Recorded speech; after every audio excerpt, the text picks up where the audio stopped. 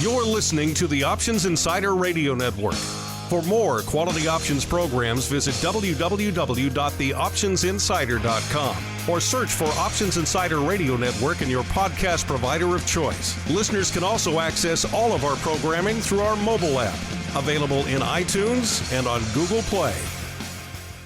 For quality options programs, visit www.theoptionsinsider.com or search for Options Insider Radio Network in your podcast provider of choice. Listeners can also access all of our programming through our mobile app, available in iTunes and on Google Play. Don't forget to follow along with your favorite programs and submit your own questions for the hosts at twitter.com/options, facebook.com/theoptionsinsider, or via questions at theoptionsinsider.com. And now, it's time for the show that breaks down the options market. From unusual activity alerts to market analysis, strategy overviews, listener questions, and much more. If it involves puts and calls, then our all-star panel will break it down. It's time to hit the option block with your host, Mark Longo from the Options Insider Media Group, and co-hosts Uncle Mike Tussaw from RCM Asset Management, Andrew the Rock Lobster Giovinazzi from OptionPit.com, and Mark the Greasy Meatball Sebastian from OptionPit.com. And now, get ready to hit the option block. All right, everybody. That rockin' tune means it's time to rock out on the option block. It's time for our great earnings palooza, our earnings spectacular, our earnings, call it what you will. Lots of earnings on the old docket today. I know you guys like this show. We tend to like doing this show too, because you never know what the heck's going to happen. You guys remember this time last cycle, it was just an explosion.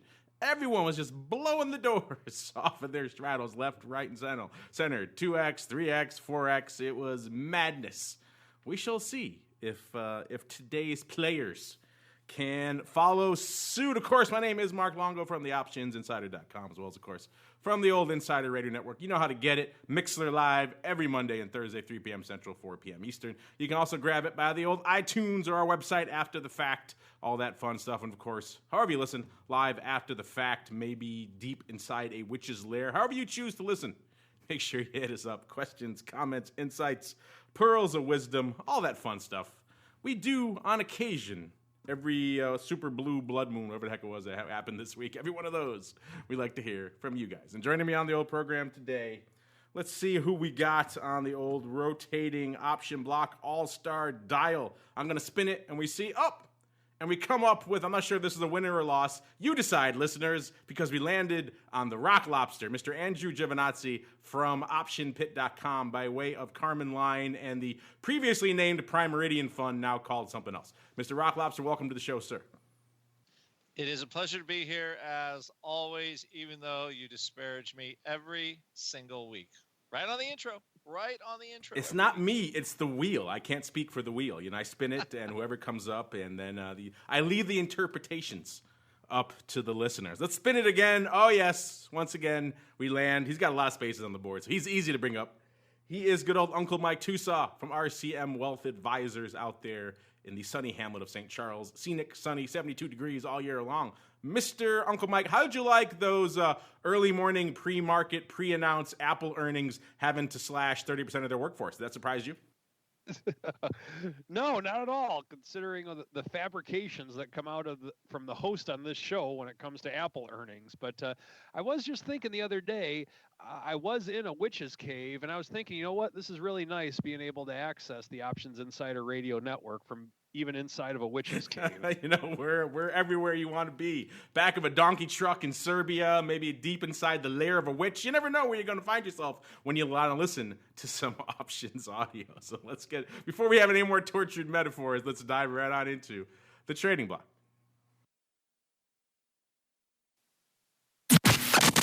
It's time to break down the latest topics, trades, and trends in the world of options. It's time for the Trading Block. All right, everybody, welcome to the Trading Block. Like the name implies, this is the portion of the show where we break down what the heck is trading. A lot of stuff popping off after the bell. We'll get to that in a few minutes when it starts popping off. But first, let's break down today's action. Bit of a schizophrenic tale on the old street. The S&P and the Dow kind of unched, kind of not really doing a whole heck of a lot, at least to end the day here. Whereas tech-heavy NASDAQ in a bit of a rout due to that Apple pre-announcement. Of course, we're joking here. And before you guys freak out, what did I miss? We're joking. I like to tease Uncle Mike about the time and date of Apple earnings announcements. So, that's not so much the case. Not slashing 30% of their workforce. At least I haven't heard so in the last few minutes. That would be a big deal if that was indeed the case. But the Q's taking it on the chin, off about 0.75 of a percentage point. All this kind of mixed bag on the street means maybe VIX Cash stopping to say, you know what?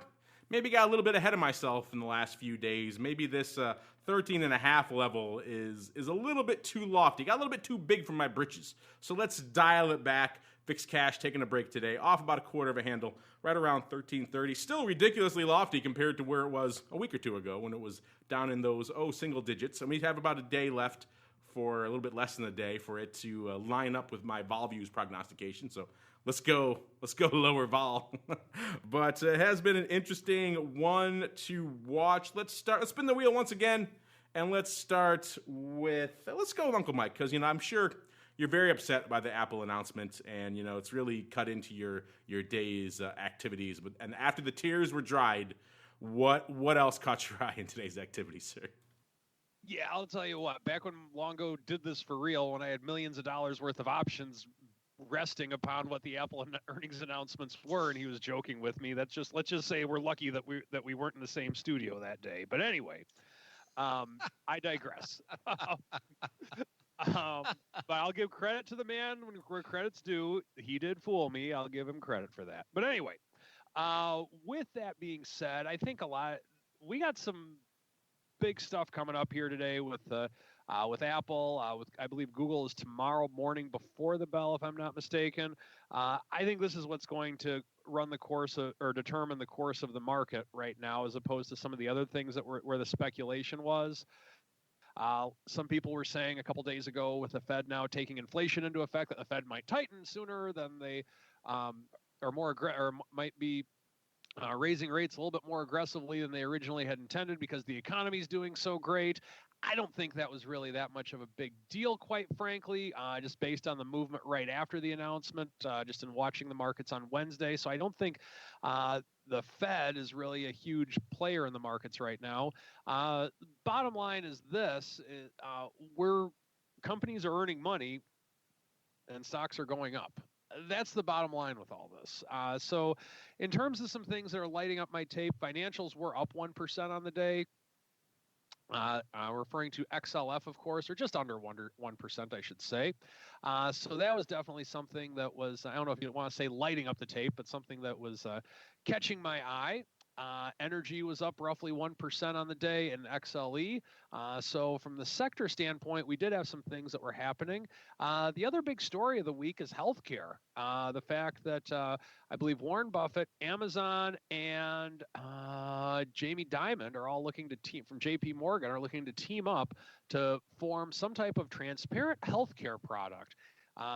Just reading statistics saying that 30% of all money spent in healthcare right now goes to waste. I think that's actually, I think it can be much more than that, just from the standpoint of all the bureaucracy.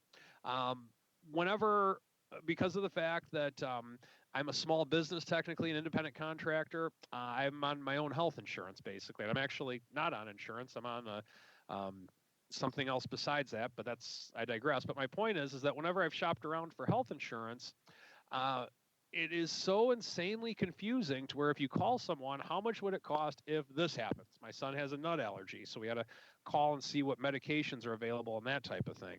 How much would this cost? If you call up a doctor's office, they have no clue, and I don't blame them. They get into medicine to practice medicine, not to deal with insurance. And it is so insanely ridiculous right now how you can't figure out what anything costs when it comes to your medical bills, that I don't know what Warren Buffett, Amazon, what Buffett, Bezos, and Dimon are up to, because they said it's still in the early stages, but the announcements that they made have definitely hurt a lot of the healthcare. Some people say it was also due to Trump saying he wants to reduce drug prices.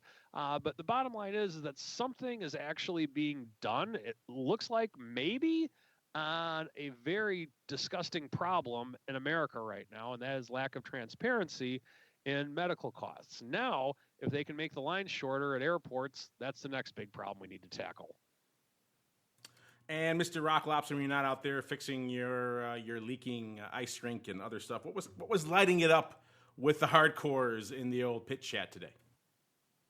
The fact that volatilities actually came down a little bit, although I have to say it was quite a whippy day for volatility. VIX down to 12.5, opened in the 14s, down to 12.5, back to 1338.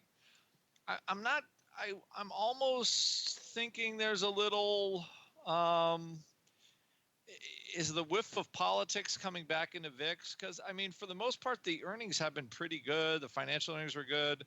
Microsoft earnings were pretty good. Facebook, I mean, so the dollars are there. They've had such a huge run. It's kind of, I think the stocks sort of ran out of gas, maybe except for Facebook a little bit. But and you got better earnings out of even now. Amazon was up quite a bit after the close, but today mostly the question was, we kind of were looking at ways to sell short vol. We had some kind of vol back spread type positions on. So looking for volatility and VIX to move again. And what happens after this earnings week, and after the memo, there's the memo coming out, and what's the memo going to be, and what's the memo going to say? I think there's a little bit of politics back into volatility. Just because, inquiring minds want to know. So that, if anything, that makes vol higher, not lower. But it did look like the market wanted to see lower vol, at least. I mean, we had quite a vol sell-off today. So the gravitational pull is still, I think, pulling it down a little bit, unless there's some bombshell out of the government again that just rips vol straight up. So, but those were kind of the big things. There was a couple of post-earnings plays. And I have to mention, because I can't ever not mention it, is just, Twitter had a very curious rally today into the end of the day. I would say, kind of abnormal call buying. I know there's been takeover rumors swirling around it and earnings are coming out, but I don't know, just looked like a little funky option call buying. That's all I'm going to say. I'm going to leave it at that. Funky option call buy. Your boy Ophir, who's been on the show a few times, he clearly caught his eye too. He just sent us one of his very cryptic, inscrutable, hard to read tweets. He just sent us in Twitter, all caps with a bunch of exclamation points. So clearly, yeah. I guess he agreed. I guess that pretty much sums it up. Twitter. I say is I am long that stock. So whatever happens, if it's good, that's great. But I'm talking something I own, but it is up $1.30. And I can't remember the last time it was $27. Didn't it get close to this level when last time Google was flirting with them, and then it kind of all fell apart? It was. That's why I'm thinking that there's, because I know that there's always takeover spec on it. So maybe there's more takeover spec.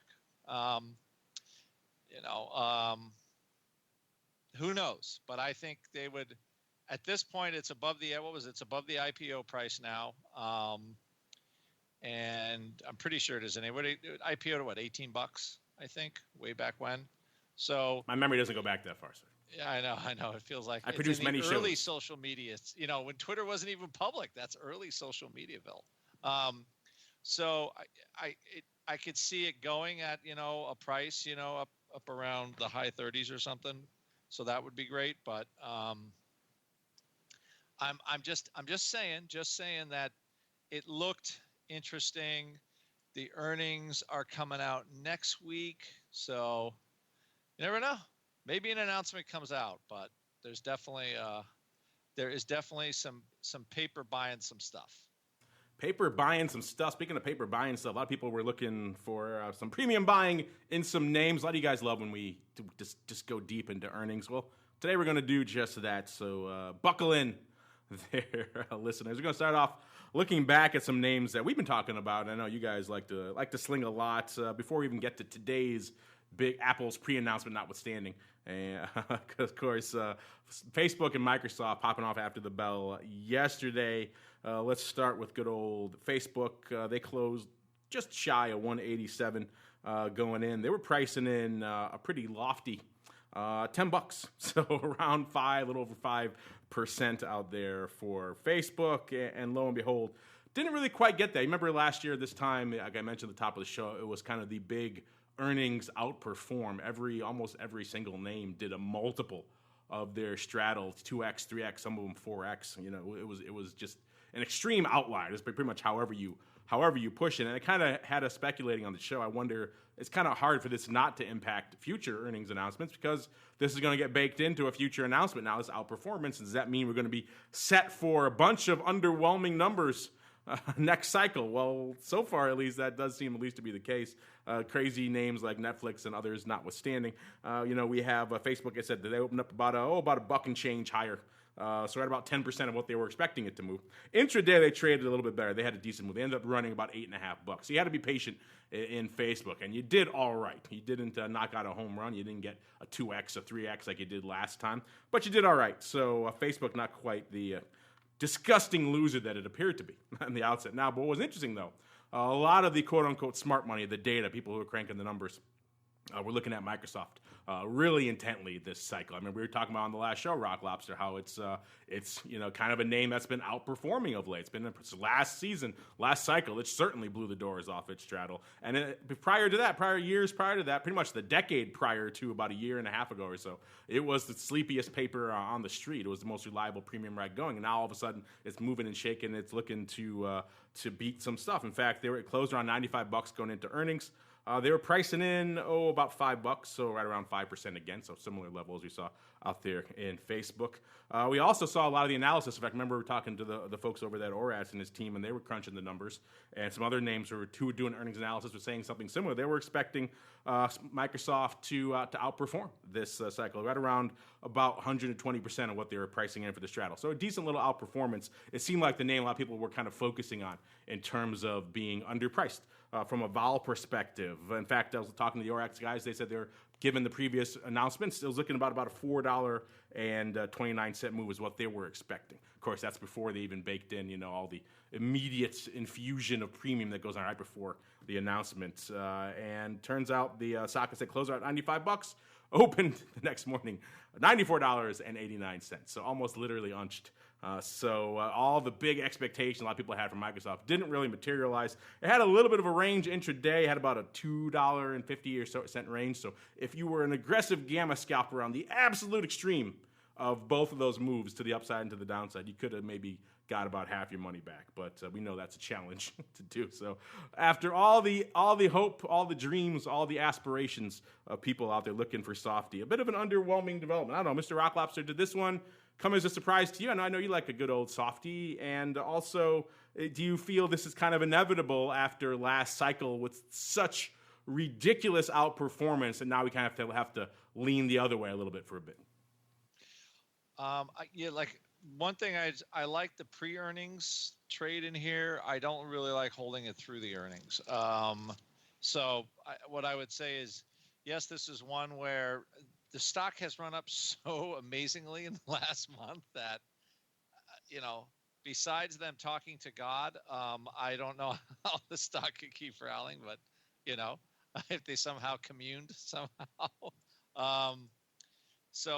Again, it is underwhelming, but the pre-earnings, the pre-earnings strangles, even buying them 3 weeks ago, did really well. So that earnings thing is, I think I know a lot of people sell the earnings trades and stuff like that is we are more of close before the earnings and then look to reopen after the earnings. We kind of avoid the maelstrom of earnings day if we can, unless the opportunity is ridiculously good.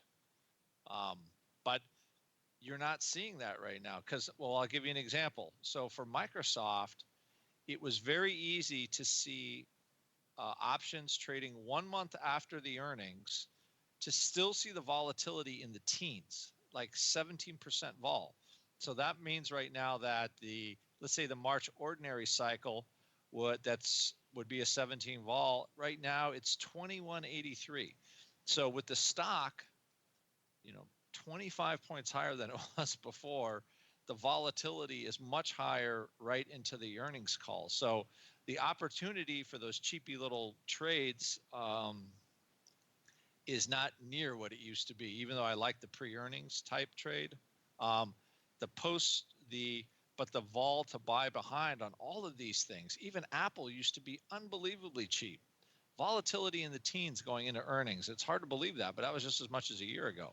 So and that changes the cost of those straddles or the cost of that premium enormously once you add a month onto it. So 4 or 5 points in vol makes a huge difference out there. So I think the market has picked up on this and started pricing a lot of the back month volatility higher and making kind of that easy money on the earnings play a lot tougher.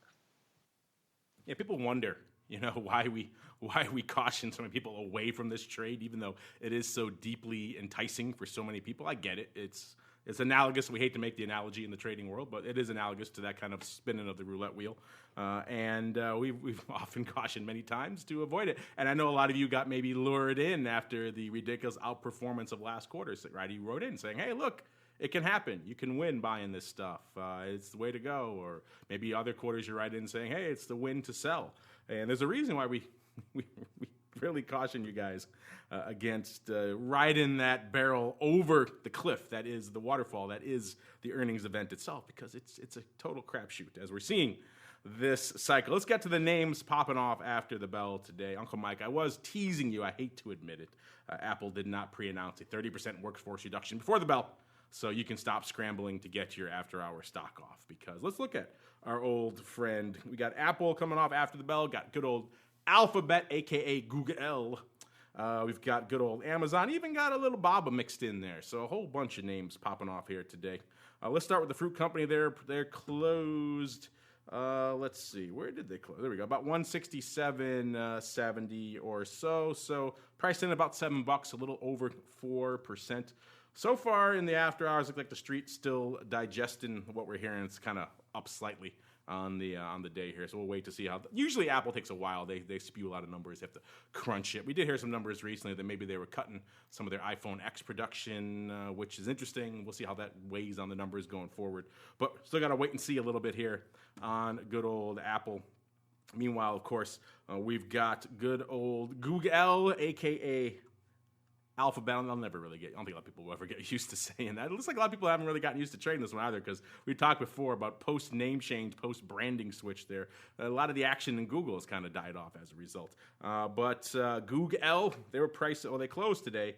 Where did they close? Right around 181 change. They're pricing in about $55 or so right around 5% as well. And here in the after hours, it's like market not liking what they're seeing out here in good old Alphabet. Stock off about 3 1/3% here in the after hours. So not quite living up to the extremity of it yet, but we'll keep an eye on this one. Looks like a little bit of a drubbing here in the after hours for good old Google. Maybe all those crypto miner ads on YouTube stealing everybody's CPU cycles. Maybe that weighed on their numbers. We shall see. Those crypto guys, you can't put anything past them. They'll lurk onto your computer and just leech away your CPU cycles while you're not looking. Clever bunch out there. All right, actually not last, a couple more in the online retail segment. You can't talk pretty much any segment of the market these days, as Uncle Mike just alluded to, without somehow Amazon gets mixed in there. Now they're in the healthcare debate, as well as them and Buffett and a few others in there, which I'm blanking on the moment, deciding to create a kind of healthcare collective for their employees that they hope eventually they can spin off to others. So Amazon getting involved in yet another business these days. They closed right around $13.90 today, and they're pricing in, about 6.5%, right around $92. And looks like here in the after hours, the market's still liking. So Amazon just, despite all the dire prognostications and how soon they're going to run out of cash, and they can't keep pulling the wool over the street's eyes forever, and pretty much every other negative Nancy thing you've heard said about them for the past decade and a half or so, they continue to rally on earnings, up about 3.5% here. So a little bit more than half of what the street was pricing in. So it does seem like we have a little bit of perhaps of some overestimation of vol going on, which if you recall, is kind of what we predicted after just the blowout quarter we saw last cycle. These things tend to be cyclical.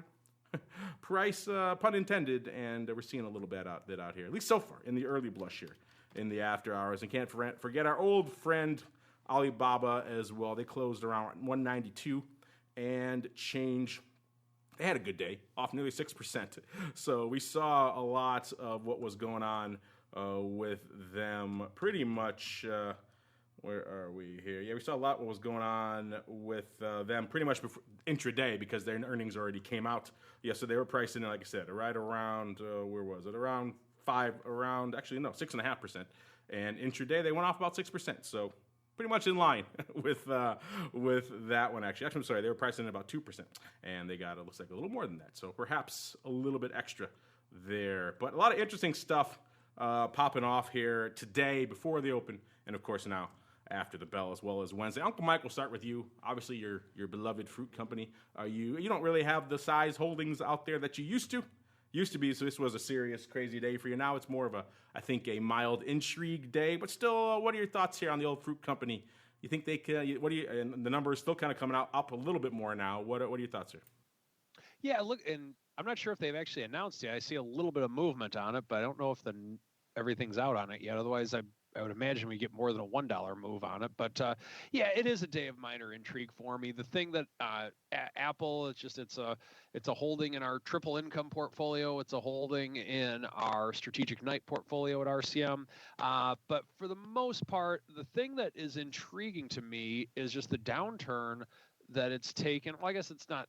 I know where it's from, but I mean the downturn that's taken since January 18th. So over the last couple of weeks, Apple, it's down probably about around 7% from the peak over a couple of weeks ago. Now, what you never want to count out Apple with earnings announcements. These guys are the masters of making things seem worse than they are, and then all of a sudden they're better, and then you never want to count them out along those lines. So we could get a good earnings announcement today, or a surprise along those lines to have it shoot up. Now, the other side of the coin is that maybe they knew that, or they wanted to gradually release some information like they did recently, and that's what's driven the stock down. That kind of made it more of a little bit of a buffer instead of today being an extreme down day for them after the marketplace. So in terms of looking at Apple, I think that overall it's still a phenomenal company to hold, but in terms of is it going to be the life-changing company that it was 4 or 5 years ago, back in the old days when I would give detailed views of what I would be doing to hedge into earnings, I don't think it's there. And with the innovation index not being what it is anymore, but still a phenomenal company. And it looks like they have just released some numbers because Apple's coming down. Yeah, let's see here. Apple, it always takes a while for everything to digest out here, including my quotes apparently, because they're still showing me a little bit up here. So while I refresh all that, Mr. Rock Lobster, let's toss to you. What of these names, or maybe some others, was really lighting it up with your hardcores, dare I say the crazies over there in the pitch chat today? I don't know if it's accurate to characterize our clients as crazies. I don't know. Uber active. That's more umbrage. Again, I have to say. Crazy. You didn't let me finish. Crazy for options. Oh, crazy for options. We haven't looked at, but I know there were some kind of put spready stuff in Amazon. There was no real, I would say, direct earnings plays on any of the big ones. Baba, it just didn't really, it hasn't lit us in an excited way for a while. I wish I could say we were more of an earnings place, but earnings shop, but we're just, again, I just hate to do the broken record. We're either a pre or post earnings trade. That's what we got. That's what we are. Can't change it. Well, what no fun are you, sir? You know, well, you and your crazies. I had something good to report to you, but I really don't. Yeah, you've beaten it into you made your crazies a lot less crazy by listening to your classes and whatnot. Now they're not slinging earnings quite perhaps as much as they were. But you're right there, Uncle Mike. It looks like a little bit of blood in the street out there in Cupertino. The stock was selling off about 3% out there, and Apple seems to have rebounded a little bit since then, only off 1% in the after hours. But whatever the first blush was, the street did not like it. We all know the first blush on these earnings could be wildly inaccurate. So take all that with a bit of salt there. Some of my best gamma scalps in my life were around Intel earnings announcements. There are times you just work some crazy scalps. Oh my God! And you got filled, and people around you, the pips, like, you got filled, really? And then they'd run to their guy, see why they didn't get filled, and they were mad, and all sorts of fun ensuing there. So yes, the moral of the story: work crazy gamma scalps around earnings. You never know what you're going to get. But yeah, it looks like the street not liking here what they're seeing in good old maybe that reduction in good old Apple, easy for me to say, iPhone X production is perhaps weighing on them. We shall see. Meanwhile, though, we'll keep on rolling with the show while we digest some of these numbers. Let's get into some more numbers. It's time for a really quick trip into the odd block.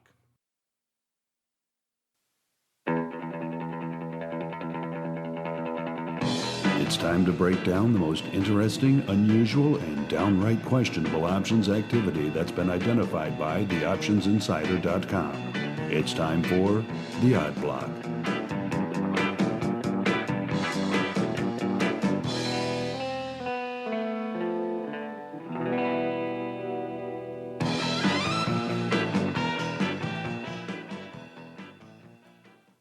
Everybody, welcome to the Odd Block, the portion of the show where we break down the weird stuff, the wild, not just in earnings, but across the board. I'd like to kick things off in flamethrower land, aka Tesla land. I know they didn't technically make the flamethrowers. I know it was the other one, the drilling company out there, but it's just all lumped together. Speaking of which, Tesla, I think I saw something from, Wozniak, Apple and Tesla. Two good headlines together, saying something he doesn't believe a word out of Musk's mouth or something along those lines. So two Silicon Valley folks having a little bit of a spat out there. Woz, a little bit of a character. So they go well together, those two. He doesn't make flamethrowers as far as I know. I think he likes lasers, though. All right, looking here, what's lighting it up out here in Tesla land. We like to look at these crazy puts. And today was a day, let's see if people were slinging some of these crazy puts. Because guess what? If it's a day that ends in Y, someone's probably slinging these crazy puts out here in Tesla land. That's pretty much what we saw today. These Jan 2019 50 puts doing only 15, but still trading. And 50 of the actually double puts, 55 puts trading today. So all sorts of weird. So if that was too far out of the money for you, you wanted to go one strike north to the double puts in Jan 2019, you could sling those. And someone did. 50 times today. So people are starting to expand their horizons, not just in months, but in strikes out here. If we go all the way out to the Jan 2020 50 puts, doing a nice 36 here. So we're over 7,000 in OI for all you playing the home game out there in these Jan 2020 50 puts. So, yeah, every given day, there's just size paper in these crazy puts. Mr. Rock Lobster, I've told you, you got to stop playing these bad boys. It's bad for your health, sir. I'm running out of money because I'm taking all my kids' college money and I'm buying the 50 level puts. But it is going up, but I don't have any money to spend on them anymore. You're maxed out. That's you exploring all the other strikes. Would you go up to the doubles today as well, sir? You're just expanding your horizons a little bit? I'm gonna live and go to the doubles. You know what? That 50 is a bridge too far. Let's go to the doubles, and we'll be safe and secure and conservative. Hopefully your kids are you got a nice state school system up there in Maine. Because you never know. You never know with these bad boys. There, nice in-state tuition rate. You should be good. All right, let's move on. Actually, we're going to do here on the Odd Block today is kind of look back a little bit at a trade we kind of broke down on Monday, and we kind of scratched our heads at the time on Monday, saying like, WTF is going on in this name. This was Colgate-Palmolive Company, ticker symbol, CL. They closed today. $73.33, off about 1.2%. So not a great day here for good old CL. They already had earnings back on the 26th. So that's another reason all this paper we talked about here was a little bit head-scratching because it's all post-earnings paper, usually kind of paper you see going into earnings maybe, but instead it was coming out of it. This is the name that does close to 6,000 contracts a day. Today doing a little less than that, doing about 3,400 today. If you recall on Monday's show, we talked about what looks like a bit of a ratio roll, perhaps. It was the Feb 74 calls going up about 3,000 times. It's like paper popping those out. These are weeklies, by the way, so expiring, tomorrow, February on the 2nd. So that's what made these doubly interesting. About 3,000 of those going in. There were size OI there, about 3,000, so I had the whiff of closing to it, doing those for 85 cents. But then hot on the heels of that, we saw about 13,000 of these Feb, again, expiring tomorrow, so on the 2nd. 72 calls going up. The lion's share of those in small lots throughout the day, 200, 400, 500, a lot of times above the offer, going up out of sequence and things. So there was a frenzy going on in those 72. So it seemed like a weird, funky roll. They were kind of a little bit out of the money calls to kind of in the money, but they had such a short time to go, and so much size going up on them as well. It was a weird trade, kind of however you parsed it. It wasn't the type of trade that you would say, I really need to roll to this strike and do it on such a ridiculous ratio because I'm so convinced that I want to have a deep in the money call here with a couple days to go. It was more interesting as you looked at the paper, we saw, again, about almost 13,000 calls going up on the 72 strike on Monday. Tuesday, though, when you look at the OI, only about 7,500 actually was open on that strike. So there was a lot of churn, a lot of maybe intraday scalping going on there on these 72s, just popping them back and forth, because roughly half of that volume of that day did not result in any new OI. And what's interesting is there wasn't really any OI to speak of before that trade, like 55 contracts. So just crazy back and forth throughout the day on the 72s, which is interesting in and of itself. Again, that's probably almost it was over 2x the ADV of this name just on that one strike in this one trade, just in a lot of small lots throughout the day. And as we watch these, the stock kind of trended up a little bit in the days immediately following this trade. Got up to as high yesterday actually, got up to as high as nearly at about $75, $74.99. So they had a nice little blip. But what was interesting enough is that we didn't see all of this OI closed either. They're still coming into today. There was about 5,000 open on this strike. We saw some of these getting dumped, about 2,000 of them, around $2 back on Tuesday. So immediately after the trade, saw a couple of thousand of them getting pared down. About 1,000 of them trading today as well. So prices around $1.50. They're coming off, obviously, their highs. But still, again, over 5,000 open on this strike. So Mr. Rock Lobster, this one remains weird. We saw a lot of paper in very near-term calls. A lot of it a lot of smoke and fire, really signifying nothing here because ton of paper, then not a lot of OI to follow. It's a lot of intraday back and forth trading on these weekly calls. Size OI, but not quite as much as you would expect. And then a lot of it still open going into the last day, Friday, even though they had a chance to dump a bunch of it yesterday at pretty attractive levels. So I don't know, all sorts of weird, and it's still open. So the saga continues, sir. What say you, Mr. Rock Lobster, on this weird weekly call saga here in Colgate-Palmolive Company? Does this have the whiff of some newsletter madness? The 72 certainly did because they were small lots, like small up down. This is going to happen. It's almost like somebody saying, "Oh, the takeovers are going to happen this week," and then it's not going to happen. It looks like just a lot of confusion, but it also looked like there was some money that was made on these things, and they want to take it. So that is, they took some, but still, I think we're now from Monday's show. We are. Let's see here. Yeah, it looked like kind of a good buy, and then we had some good pricing, and now it's kind of a meh. So that to me just has strange newsletter type thing written all over it. That would certainly be newsletter-esque, where the guy came in, took a big lot at the front ran all of his lemmings, let them bid it all up on him, and then dumped it on them. So that's why the OI was not what it looked like. He front ran all of his people. That would not surprise me at all, given what we've seen out there in the newsletter space. A lot of, shall we say, dubious characters floating around out there with those types of picks. So that's interesting. All sorts of weird. Let us know what you think here. Colgate-Palmolive, not a name that typically lends itself to this type of paper, which makes it doubly odd. But hey, that's why it's in the odd block. We'll know for certain by Monday's show exactly what the heck went up on these bad boys. But still, just weird stuff. Speaking of weird, we don't know what the heck he's got in store. It's Thursday because it's time for Uncle Mike to reign supreme over some strategery. It is time for the strategy block.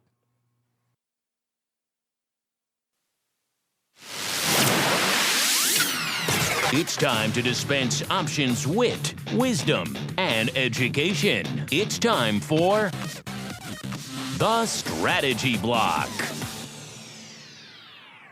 All right, Uncle Mike, I think a good topic for today's Strategy Block would be being certain about the date of your earnings event. So how about that? I think that makes a lot of sense. And just talking about Apple today, I'm kind of feeling a little bit reminiscent about Apple strategies from days past. So in honor of being reminiscent and in honor of Apple earnings today, I'm going to bring up one that I haven't talked about or haven't done in a while. That would be the back spread. Fourscore and many years ago, well, actually maybe about 4 or 5 years ago, Apple Vol, like Andrew was talking about, was very cheap going into earnings. And with Apple being as cheap as it was going into earnings, I needed to hedge myself in some way, shape, or form.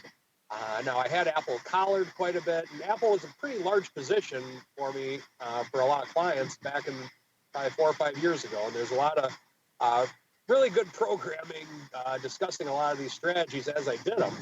If you go back to probably between the 150 and 200 episodes, or between episode number 150 and 200, I believe would probably be the time that you can learn something on this, but that I'm not 100% sure of. But with that being the case, if you're in a low volatility environment and you believe that the underlying can move a great distance, back spread is not a bad thing to consider. Now, let's go through what that is. The first thing you can do if you're expecting a ton of movement in the underlying and you're not sure which way it is, you can do just a traditional straddle, meaning that you buy an at-the-money call and an at-the-money put. And if the underlying moves a lot, you make money. If it doesn't move at all, doesn't move a lot, then you lose your money. That's the basic concept behind it. But with that being said, it's difficult to make money on those because you're going to lose most of the time from my experience on them. And it does make it fairly difficult. Now, keep in mind, if the price is right, I'd do an at-the-money straddle right now. If for some reason I can buy a Facebook at-the-money straddle for a penny, a penny for the call and a penny for the put, I would take money out of my kids' college fund and buy as many Facebook at-the-money straddles as I possibly could. But that's not reality. So what is reality is that how can you find a way with which you can have some type of a profit on both sides? You really believe that the market's going to go one way or you're going to go a pretty decent amount one way. You just don't know which way it's going to go. Now, if you're leaning a little bit bullish or a little bit bearish, a back spread may be right for you. Now, first, let me explain the synthetic of a back spread because I think that's easier to digest, especially when we don't have any graphics to explain. Let's say that you bought a straddle, but you're pretty confident the underlying is going to go higher. But if it doesn't go higher, you think it is going to go significantly lower. What you could do with that straddle is sell an out-of-the-money put against the long put on the straddle. Now, what that is it's just a traditional vertical put debit spread along with a long call. Now, what can make it a little bit easier for execution purposes is if you turn that exact trade into a back spread. Now, the way with which a back spread would work is you would buy two at-the-money calls, and then sell the call in the money at the same strike price that you would have sold the short put out of the money. And by doing that, you'll have the same effect. It's the identical effect, and you have created a back spread. Now, this is something that I like to use if I feel that volatility is low. I feel that there is going to be a large movement in the underlying, and I'm not quite sure which way it's going to go. Oftentimes where I would use this is I would have Apple collared. And it was very frequent that Apple would have these large moves after earnings announcements. Now, if it were to go to the downside, I'd be okay with it because of the fact that if it goes down, I had the long put protecting the underlying position, and I was happy with that. However, if it would go to the upside, I had the covered call in place, and with the covered call in place, that would kind of get a little bit frustrating at times because, of course, everybody wants to have their cake and eat it too, and it's hard to do when Apple's going up like gangbusters and you have a covered call in place. So what this back spread would do for me a lot of times is it would give me the ability to capture some upside on Apple earnings for a very low price, and I'd have to bring more money in to do it. So, I had to keep some money on the sidelines to do it from time to time. But if Apple were to have a large earnings announcement and things were to go well, I was able to capture some upside on the back spread. If Apple went down on the earnings, it really wouldn't hurt me that bad, if at all. I'd maybe get a small, tiny profit on it. But I was okay with that because of the fact that I had the underlying hedge to begin with. So that is a back spread. That is how I used to use them. And if we ever run into a volatility situation like Apple again, that is how I intend to use it again. And that is the strategy, the first strategy block for the month of February. There we go. We'll let Uncle Mike escape from that horrible tornado he might be in, or whatever the heck is besieging him under the weather. I think he might have left St. Charles, listeners, which is usually when the bad weather strikes him. So let's all give good thoughts to Uncle Mike that he survives this rampaging cyclone while we keep on rolling. And some quick questions. It's time for a little bit of the old mail block.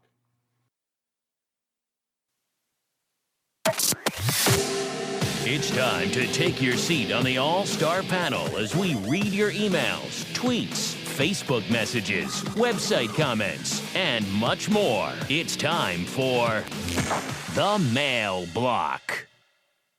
All right, everybody. Time for ye old mail block. Let's see what we got on the docket today. First off, we asked you guys at the beginning of the week, which of these names do you think you really want to sling some options on this week? A lot of them popping off this week, including today. We asked you, what are you looking forward to really to trade options on this week? Which tech names? So you got Amazon, we got Microsoft, Alphabet, and Facebook. We gave you those choices. A lot of write-ins in here. We're not including write-ins, but you can send your write-ins in. We welcome your thoughts. Let's start with you, Mr. Rock Lobster. Which of these names do you think is leading the charge so far towards the end of the week here? They love that Amazon. That's all I'm going to say. I think just Amazon, they can't get enough. So Amazon's going to lead the charge in. One vote for Amazon. I know Uncle Mike already wrote in a vote for Apple. They're not technically on our list, so we cannot accept a vote for Apple. Mr. Uncle Mike, are you alive there, sir, in your wind tunnel? And what is your vote, sir? Umbrage, Apple.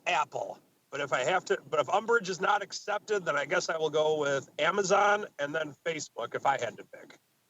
There you go. Amazon.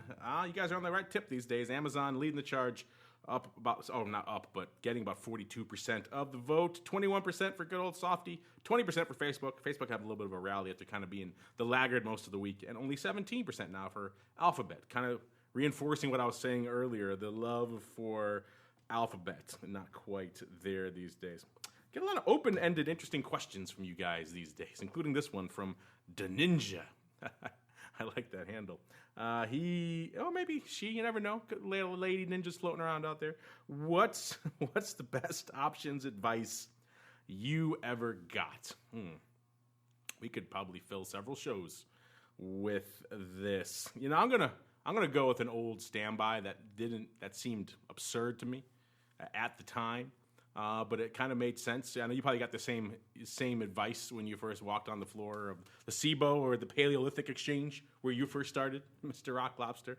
But you're walking in, I think at the time I was walking into IBM or whatever as a clerk, and there I was like, what's going on with this name? Why is it up so much? Why is it? And the wise asses in the back would say, oh, it's more buyers than sellers, kid. And I would laugh and think they were idiots. And I would go do my diligence. I'd look at analyst reports. I come in the next day and, oh, it's down. Why is it down so much? Oh, it's more sellers than buyers, kid. And I'd be like, you're a bunch of cranky old men.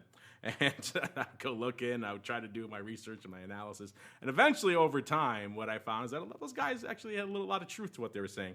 Not to the fact that you don't want to follow your names and understand what's going on with them. That, of course, it makes sense. But the notion of just obsessing over that When in reality, what the important thing for us down there was, of course, mitigating risk, being delta neutral. It kind of had you focus and, being able to spread off your risk and paying attention to things like the Greeks and other things you had a little bit of control over, rather the complete random, vicissitudes of the underlying that you had no control over.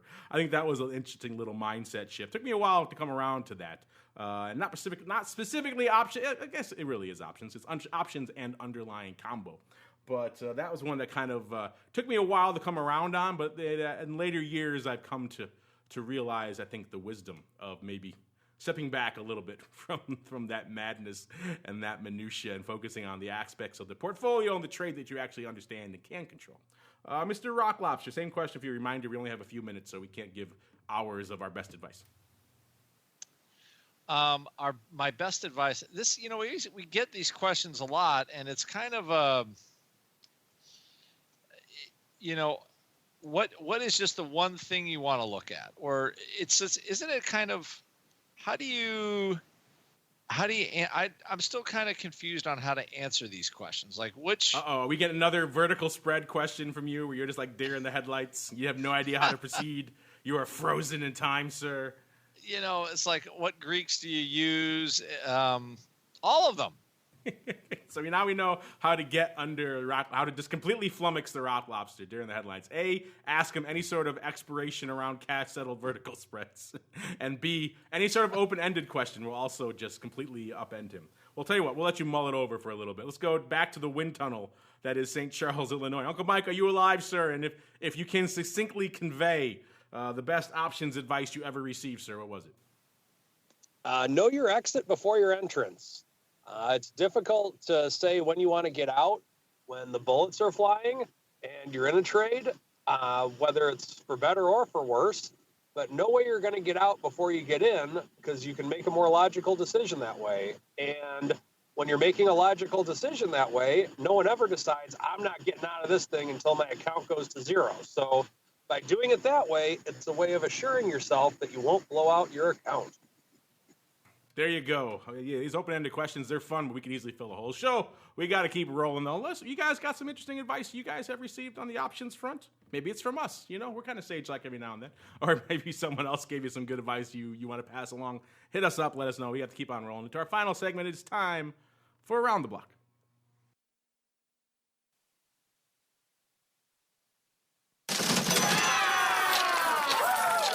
It's time to tell you what we'll be watching on our trading screens until the next episode. It's time for Around the Block. I'm going to be honest, I answer that question because I like the handle. It was kind of funny. All right, let's see. Let's go quick check back in on our old friends here, see how they're doing throughout the hour. Now they have a little bit of time to digest this. Speaking of digesting, I just saw someone tweeting out Apple's cash now $285 billion. So they're flirting with $300 billion in cash. So let that float through your mind. Seems like Apple also having paired the extremity of its losses. I said, remember that first blush, never usually the right one.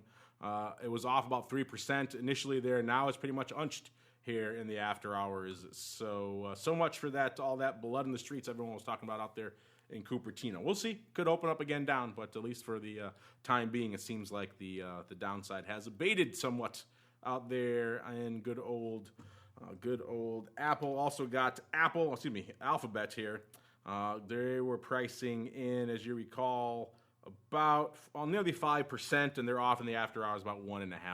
So not quite. By the way, Apple is pricing in 4%. So if you were looking for a nice big premium move for your buck, so far, at least, not getting it unless you were doing some deft scalping in the after hours. Amazon coming in, they were pricing in about a 6.5% move. And so far on the upside, they're up about 6.25%. So doing quite well out there in Amazon. Nothing can derail the Amazon train. It is quite an impressive feat out there. And let's see. Let's start with the Rock Lobster. Let's see if jeez. He's tweeting us. He's putting in the show chat, listeners, all sorts of NSFW advice that he's received over the years. Let's just ignore that advice and instead toss to him. Remember, Mr. Rockloff, this is the family-friendly show. Oh, if you have an answer for that, go for it. And then B, what are you watching for the rest of this week into the weekend? I'm looking this is, I know this might be a non sequitur, but is the politics kind of coming back into the vol? So that is sort of one of the bigger questions, because the tech earnings are okay. I don't think they could ever be enough to kind of justify massively higher prices, but they were pretty good, kind of above what people expected, and the expectations were high. So I think that is if the vol creeps back in, or the politics creeps back into the volatility, I'm looking at that. Now I'm starting to look at shutdown again and all that crap, and we probably go through the same motions one more time. So that's certainly possible. A little bit of policy, easy for me to say, easy, a little bit of political, there we go, a little bit of political premium, say that 5 times fast, creeping into the VIX, kind of inevitable. We kind of thought it would happen a lot earlier last year, didn't. Maybe now is the time. Maybe the shutdown and all the Sturm und Drang around it is what's finally going to get fixed, or maybe who knows, maybe we'll be back around my prognostication by tomorrow's VolView showtime. Tune in to find out. Mr. Uncle Mike, same question for you, sir. What is on your radar rest of this week into the weekend? I just want to see how the market reacts to these earnings. Yeah, I do believe that we could have some politics creeping into the VIX again, but we had some big earnings announcements today, and curious to see how the market over as a whole will react to them in the coming days and weeks. I didn't get the memo, but we'll see what the memo has to say and how the market reacts to that. Curious to see what goes on with that one as well. All that being said, we're still one very big day away from new all-time highs in the S&P. So let's not discount that. This is still a very bullish market right now, even though we have been a little bit choppy these last 3 or 4 days. All right, listeners, that music means we've come to the end of an epic journey through the world of options and earnings and all sorts of fun. So I think we all learned a little bit here today. A very collective educational episode here on the old option block. But before we go, one last time around the horn, let's start with Uncle Mike so he can escape into that wind tunnel. What is cooking with you, sir, all over there in the land of RCM? Well, if you are looking for a financial advisor who is not afraid to talk about what he's going to do around an earnings announcement instead of just saying, well, I do nothing and let the market recover from everything, give me a call, 312-212-3531, or shoot me an email at mtosaw@rcmfs.com. Also, for those of you that are in the St. Charles area, coming up on February 13th, we will have our Option Club meeting at my office, 303 Main Street. Feel free to stop by, but make sure you sign up and let me know you're coming first. One thing you don't want to ask him, listeners, is where did he get that gorgeous Skype connection? Obviously, the pipe's getting a little clogged out there to St. Charles, Illinois. And turning our attention back to the hinterlands, to Maine, Mr. Rock Lobster, what's cooking in the land of the pit and indeed all things, I want to say Prime Meridian, but it's actually Carmen Line. Yes, our Carmen Line fund, the new fund's launched. So more about that. If you have any questions, send me a note at andrew@optionpit.com. Also, my vol newsletter is out. There is special pricing if you sign up for it before Feb 15th. Send me a note at andrew@optionpit.com. It is, if you're not an Option Pit Live subscriber, it's $67 per month, and you will learn something and hopefully make some money too. There you go. Check out especially his VIX made ridiculously challenging course. That's always a fun one and popular one from what I hear as well if you want to test your mettle against all things VIX. And on behalf of the Rock Lobster and Uncle Mike, who's been sucked away by the vortex over there in St. Charles, and indeed myself, I thank all of you out there in the listening audience for downloading, streaming, subscribing, taking umbrage on our comments, all sorts of fun stuff, asking questions. And we'll see you guys actually for this show right back here on Monday. And if you come and stay tuned to the network, we'll see you tomorrow, Friday, for a little VolViews action followed by some Twifo. So we'll see you then.